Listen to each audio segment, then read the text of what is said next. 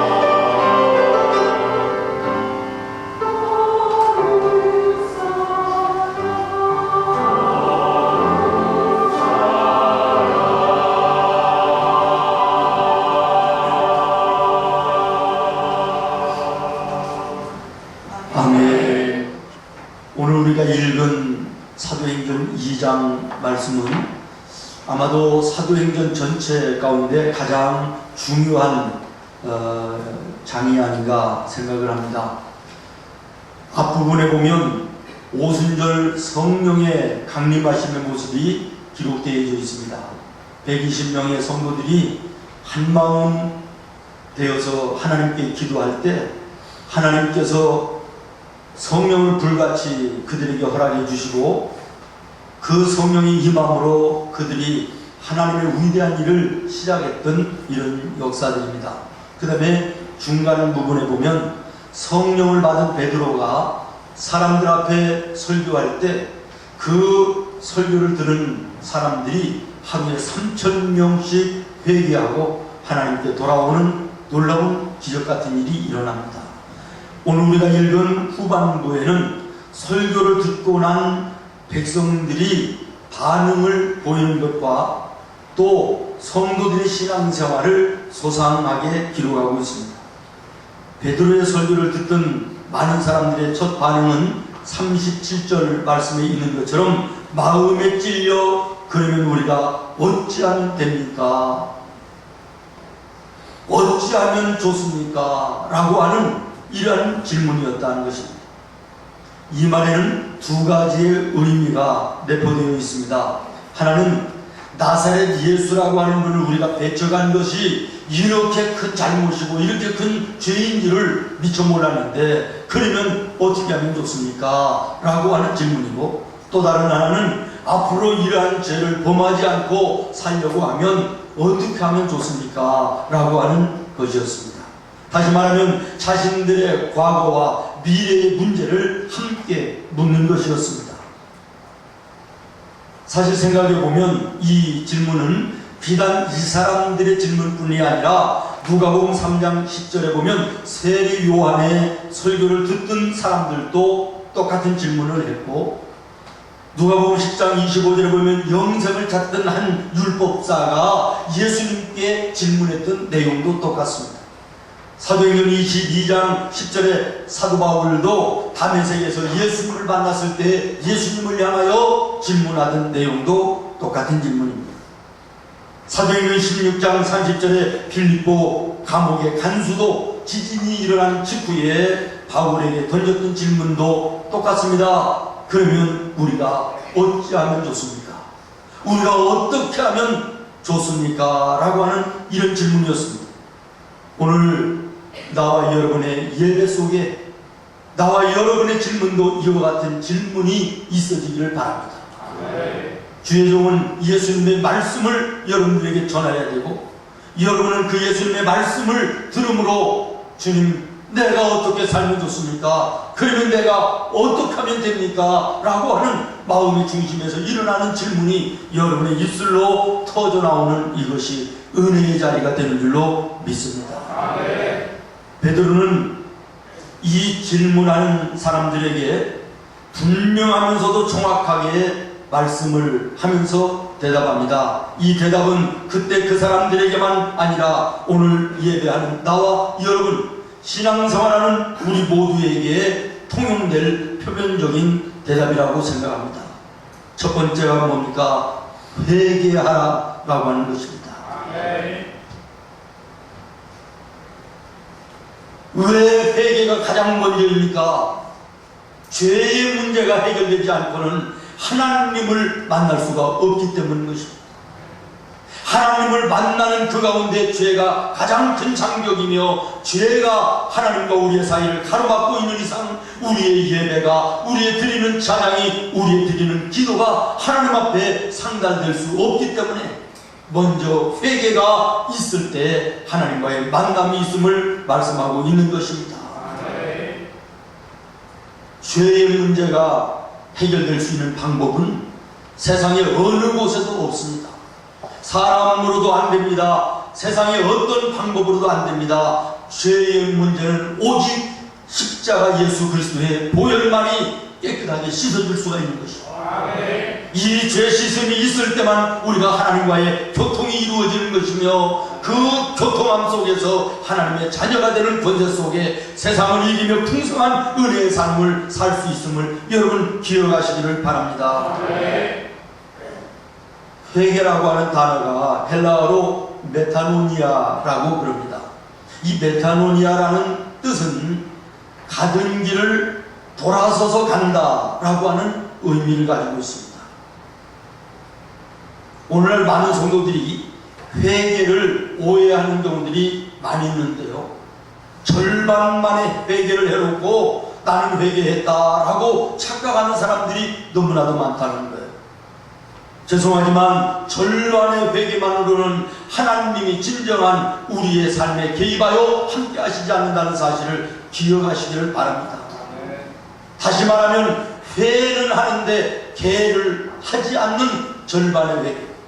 다시 말하면 내가 하나님의 자녀로서 이렇게 사는 것 잘못됐는데, 이것은 하나님 앞에 죄인데 이것은 안 되지, 내가 이렇게 살아서야 되겠느냐라고 하는 것은 죄에 대한 깨달음이요 뉘우침이지 회개는 아니라는 거예요.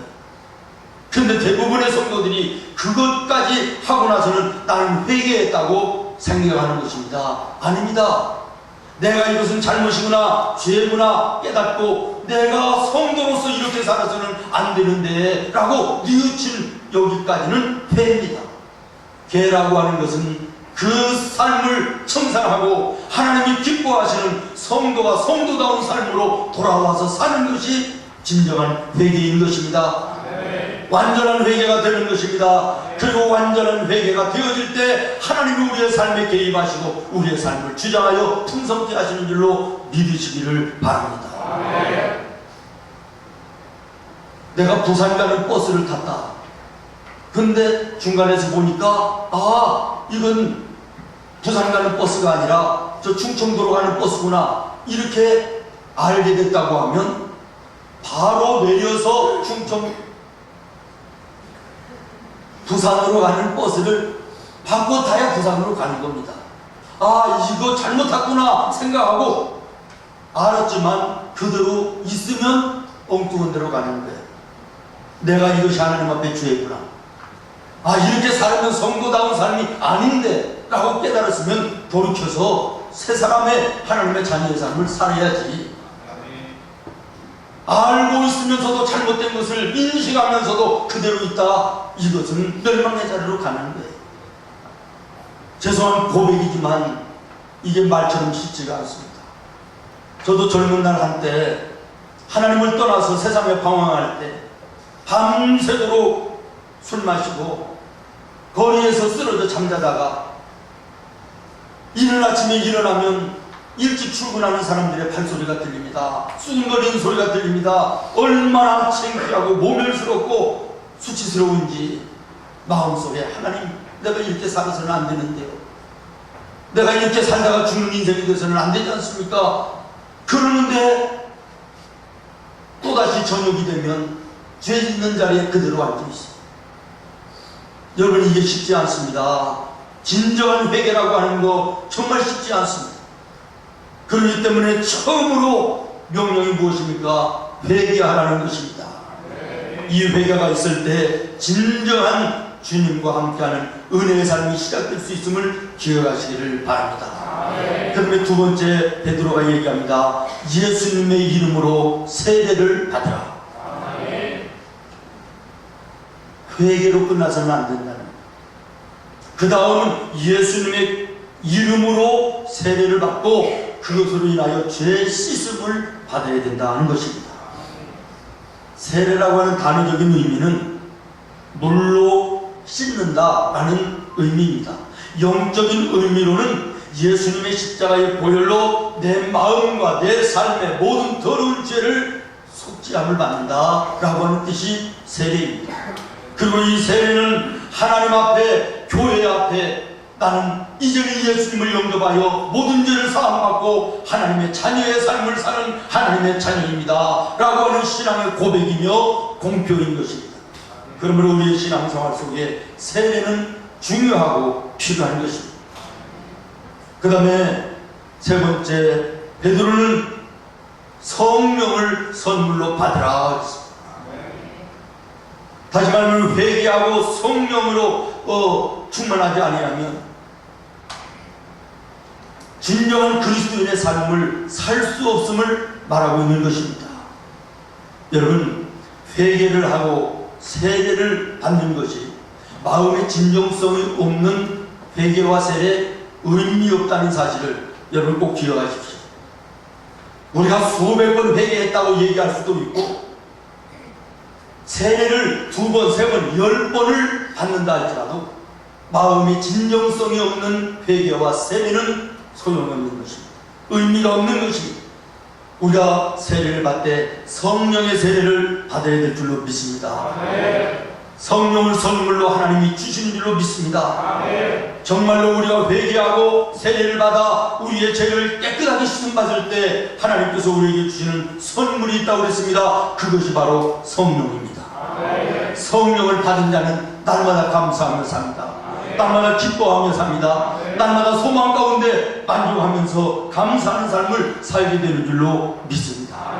오늘 혹시 여러분 신앙의 길을 걸어간다 하면서도 여러분의 생활 속에서 늘 마음속에 염려와 근심 떠나지 않고 불안과 좌절 끊어지지 않고 근심으로 한숨 쉬는 여러분의 삶이 계속된다면 정말 여러분은 진정으로 예수님을 나의 구주로 영접했는가? 그리고 예수님께서 나에게 성령을 선물로 주신 그 성령을 내 마음속에 나는 함께하고 있는가를 의심해야 될 필요가 있음을 꼭 기억하시길 바랍니다. 오늘 본문 40절 말씀 이하에 보면 회개하고 세례를 받아 죄사함을 받아 하나님이 주시는 성령으로 사는 하나님의 사람들의 삶을 기록하고 있는데 이 모습이 오늘 나와 여러분의 삶의 모습이 되어야 되는 것입니다. 이들은 놀라운 은혜의 삶을 살고 있습니다. 날마다 감사하며 기뻐하는 복되고 아름다운 삶이 이들의 삶이었음을 주목하면서 오늘 예배하는 우리 모두가 정말 먼저 회개하고 세례를 받아 죄사함을 받고 하나님께서 주시는 성령을 통하여 우리도 초대교회의 성도들처럼 이 놀라운 은혜의 삶을 날마다 살아가는 나와 여러분 되기를 바랍니다. 오늘 말씀의 첫 번째 보니까 이 성령으로 충만했던 초대교회 성도들은 기사와 표적의 세계를 맛보며 살았습니다.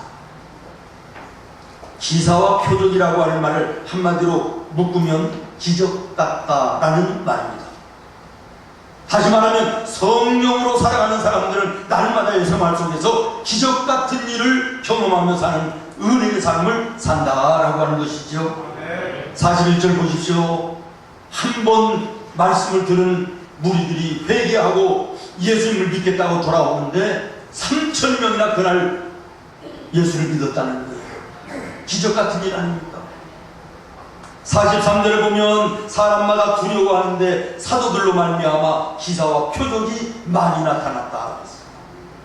그렇습니다. 사랑하는 성도 여러분, 성령으로 사는 사람들의 삶은 날마다 기적 같은 일로 감사와 찬송이 넘치는 소망이 넘치는 은혜의 복된 삶을 사는 거예요. 우리는 기적이다 그러면 뭐 엄청난 것만 기적이라고 오해합니다. 뭐 홍해가 갈려지고 소경이 눈을 뜨는 오병이의 역사가 일어나는 이런 것만이 기적이라고 생각합니다만은 그렇지 않습니다. 우리의 일상생활 속에서 하나님과의 교통함 속에 소소한 것들 가운데도 나와 함께 하시는 이 주님을 경험하며 사는 것, 이것이 기적인 것입니다.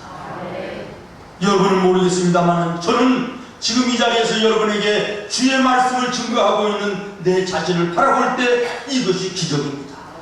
나같이 부유한 것이, 나같이 연약한 것이 어찌 이 거룩한 강단에서 거룩한 백성들에게 거룩하신 하나님의 말씀을 증거하는 하나님의 종이 되었을까? 하나님의 전적인 은혜요, 성령의 붙잡아 주심의 은혜요, 인도하심의 은혜요, 성령 안의 기적의 역사가 바로 저의 모습이라고 저는 생각합니다. 여러분 이 자리에 앉았습니다. 거룩한 가운을 구별하여 하나님이 입히셨습니다.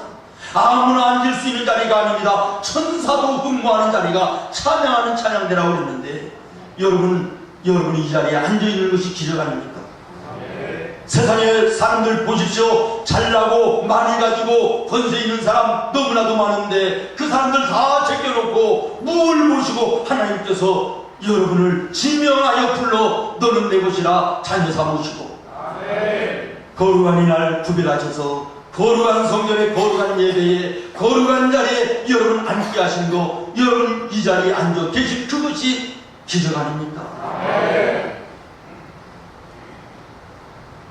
저는 1년이면 한 차례는 꼭 감기 몸살이 오는데 한 번 제가 안 아프다가 아프면 최소한 3일은 꼼짝 못하고 누워있습니다. 그런데 어제 저녁, 어제 아침부터 몸이 으슬거리고 열이 나고 뼈마디 마디마다 아픈데 꼼짝을 못하겠습니다. 하나님, 오늘 오후에 우리 중고등부 친구초청 잔치도 있고 내일 주일 아닙니까?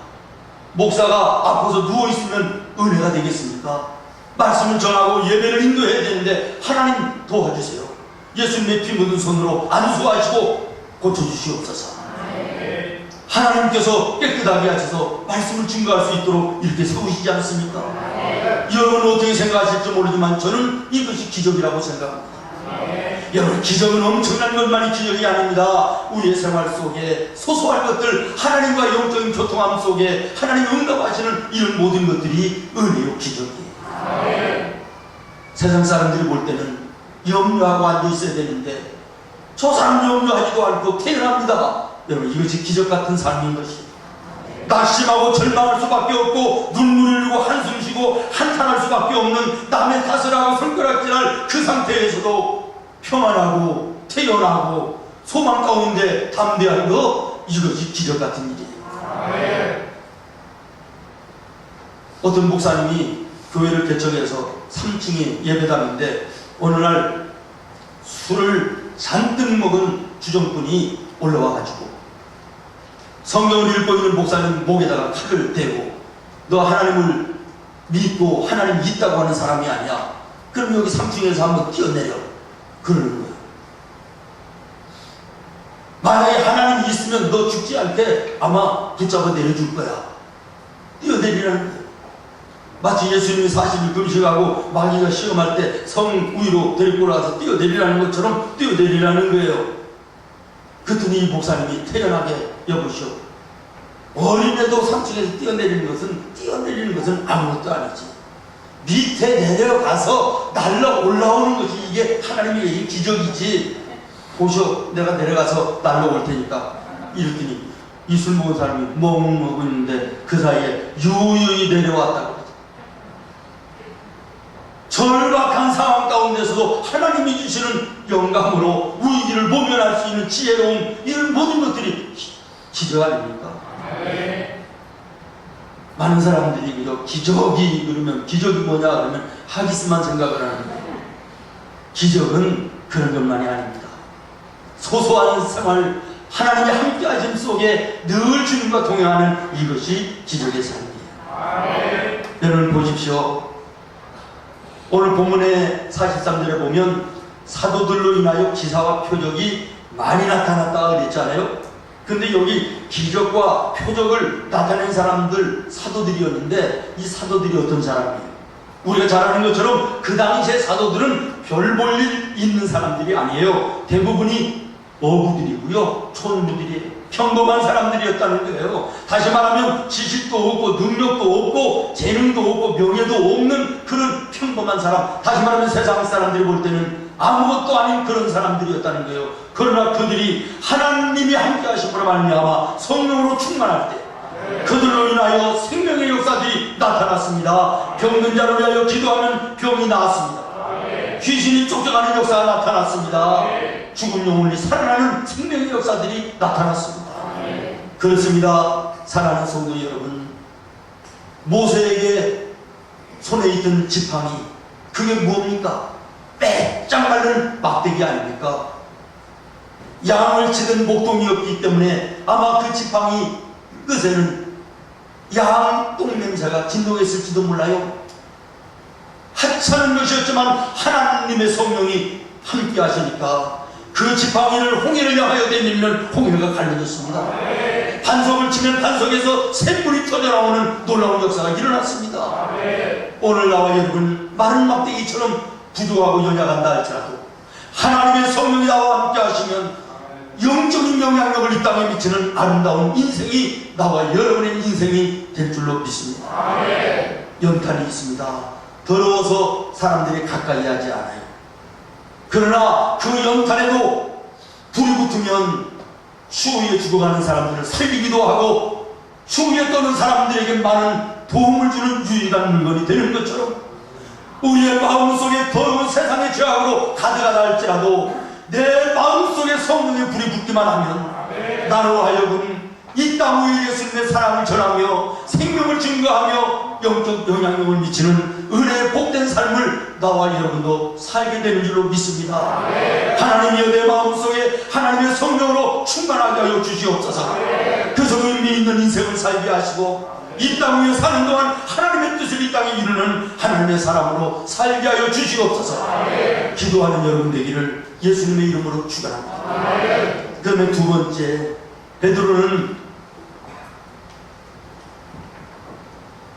사랑하는 성도들을 향하여 성령의 충만함을 선포할 뿐만 아니라 성령으로 충만하게 사는 사람들은 사랑과 섬김의 세계를 경험하고 살 수 있음을 말씀하고 있고, 성령 받은 성도들이 초대교회에서 사랑과 섬김과 나눔의 아름다운 세계를 경험하며 사는 모습이 오늘 42절로 마지막 절까지 기록되어 있습니다. 여러분 42절부터 마지막 47절까지 쭉 한번 보시기 바랍니다. 그들이 사도의 가르침을 받아 서로 교제하며 떡을 떼며 오로지 기도하기를 힘씁니다. 사람마다 두려워하는데 사도들로 말미암아 기사와 표적이 많이 나타나니 믿는 사람이 다 함께 있어 모든 물건을 서로 통용하고, 그 다음부터는 여러분이 읽습니다. 시작. 또 재산과 소유를 팔아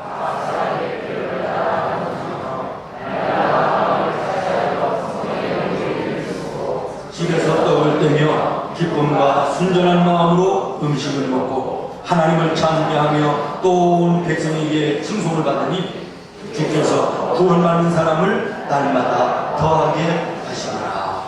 아멘. 이 모습이 성령 받은 하나님의 사람들의 모습이 되어야 되는 것입니다. 동물의 세계를 저는 재밌게 가끔 보는데요, 보면서 인생을 배우기도 하고요, 참 뜻깊게 보는 일들이 참 많이 있습니다. 한번 보니까요, 큰 이 구렁이가 두 마리가 싸우는데 시원하게 싸우다가 하나가 턱 하고 이제 쓰러지니까요, 상대방의 이놈이 머리에서부터 먹어치우는데 꼬리까지 완전히 삼켜버리더라고요. 얼마나 오싹하고 끔찍한지요. 여러분 이것이 동물의 세계입니다. 약육강식, 강한 자가 약한 자를 먹는 거예요. 권세 있는 것이 힘없는 사람을 누르는 거예요. 이것이 동물의 세계예요. 그런데 예수 없는 저 세상의 인간들의 세상도 동물의 세계와 다를 바가 없습니다. 돈 많은 사람이 없는 사람을 없이 여기고 누릅니다. 권세 있는 사람이 힘없는 사람을 못살게 굽니다. 잡아먹습니다. 이것이 예수 없는 세상의 모습인 것입니다. 그러나 예수 안에 구원받은 성령으로 충만한 하나님의 사람들의 삶은 달라야 돼요. 오늘 본문에 있는 초대교회 성도들처럼 달라야 되는 거예요. 서로 사랑해야 되는 것입니다. 약한 자를 돌아봐야 되는 것입니다. 없는 자를 나눠줘야 되는 것입니다. 나보다 남을 낮게 여기고 섬기면서 서로 용서하면서 부족을 채워서 아름다운 삶을 만들어내는 연합, 이것이 구원받아 성령으로 사는 하나님의 사람들의 모습인 줄로 믿습니다.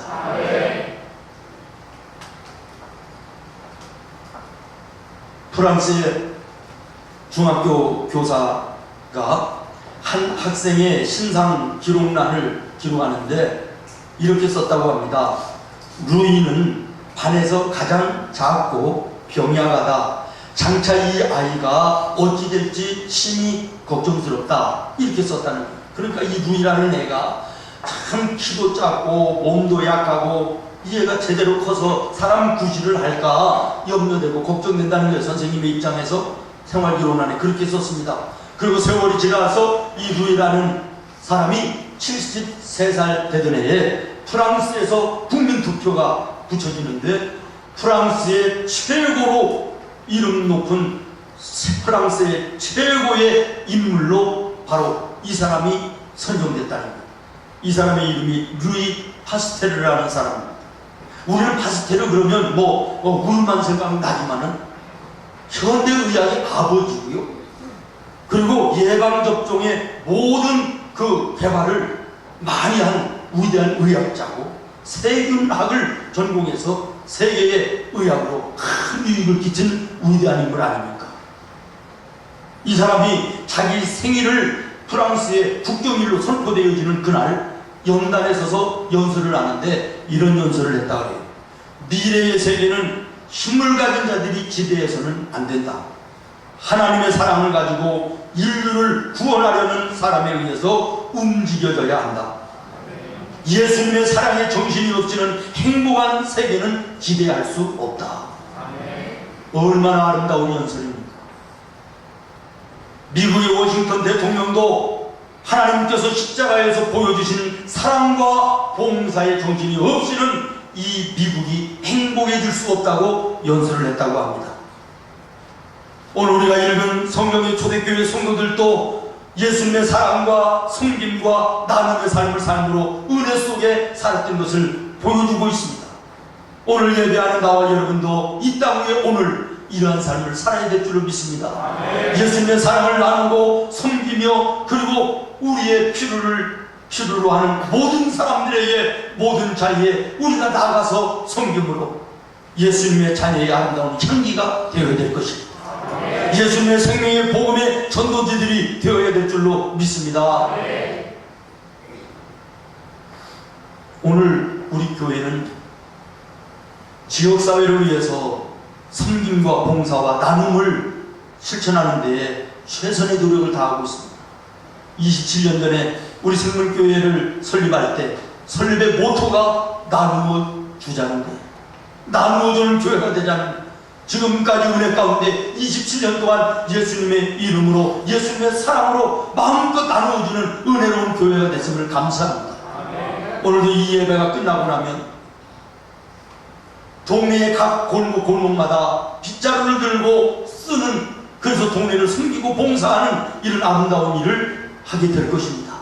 함께 동참하시는 여러분 되기를 바라고, 이번 주 목요일 날은 동사무소 주최로 우리 동네 잔치가 벌어지는데 교회 앞에 이 공원에서요 전통 홀레식과 문화 행사가 열린다고 그래요.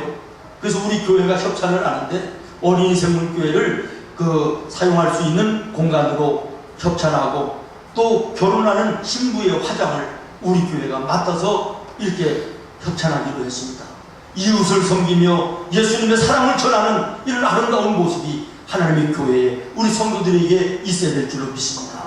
여러분, 예수 믿는다고 하는데 여러분들이 뭐가 다릅니까? 여러분의 집에 교패가 붙어있는, 문 앞에 교패 붙어있는 이거 한 가지만으로 예수 믿는 사람입니까? 아닙니다. 교패만 붙여놓고 속에서 들려오는 소리는 이웃 예수 안 믿는 집에서 들려오는 싸우고 서로 물부짖는 이런 소리들 들려와서는 안 되지 않겠어요?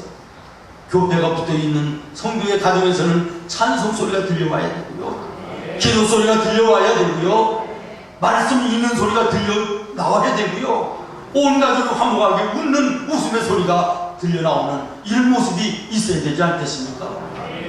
오늘 우리 예수 믿는 성도들의 가정은 달라야 될 줄로 믿습니다. 삶은 달라야 됩니다. 사랑과 섬김과 나눔의 아름다움이 여러분, 나와 모든 삶 속에 풍성하기를 바랍니다. 말씀을 마치면서 마지막 세 번째, 초대교회 성도들은 성전과 가정이 연결되는 은혜의 삶을 살았습니다. 다시 말하면 성령으로 충만한 성령 받은 사람들은 성전과 가정이 구별이 없다는 거예요. 성전에서만 예수 믿는 사람이고 집에 돌아가서는 예수 안 믿는 사람과 똑같은 삶 아니라는 거예요. 직장에 나가서, 일터에 나가서, 사회로 나가서도 여전히 예수 믿는 자의 삶을 사는 것이 성령을 마음에 품고 사는 성도의 모습임을 여러분 기억하시기를 바랍니다. 오늘 46절에 보면 성전에 있든지 가정에 있든지 초대교회 성도들은 하나님을 기쁘시게 하는 일을 사랑하고 섬기며 나누어주는 아름다운 삶을 살았어요. 어디를 가든지 예수 자녀의 삶을 살았다는 것입니다. 여러분의 삶 그렇게 되어야 될 줄로 믿습니다. 요즘에 심심찮게 들려오는 소리가 뭐지요? 썬데이 크리스찬, 일요일날만 예수 믿는 사람이지 나머지 6일은 예수 안 믿는 사람과 똑같은 사람, 그렇게 살기 때문에 세상 사람들이 교회를 손가락질하는 것입니다. 예수 믿는 성도들을 손가락질하는 것입니다. 네가 예수 믿는다고 그러면서 나와 다르게 사는 것이 뭐가 있냐 이렇게 얘기하는 거 아니겠습니까? 여러분의 가정이 정말 예수 안에서 천국이 되기를 바랍니다. 교회 안에서만 예배하는 자들이 아니라 여러분의 가정에서도 예배하는 모습이 발견될 수 있기를 바랍니다. 찬송하는 소리, 기도하는 소리, 성경을 읽는 소리가 여러분의 가정에서도 끊어지지 않기를 바랍니다. 온 가족이 예수로 하나 되어 서로 사랑하고 섬기면서 기뻐하고 찬송하며 웃음소리가 밖에까지 흘러나와 이웃 싸우는 가정, 심령으로 강박한 이웃들의 그 마음을 적셔주고 예수님의 사랑으로 감동케 하는 이런 아름다운 영향력 있는 삶이 나와 여러분의 삶이 되기를 예수님의 이름으로 축원합니다. 제가 홈페이지에 우리 생문교회를 소개할 때 이렇게 썼습니다.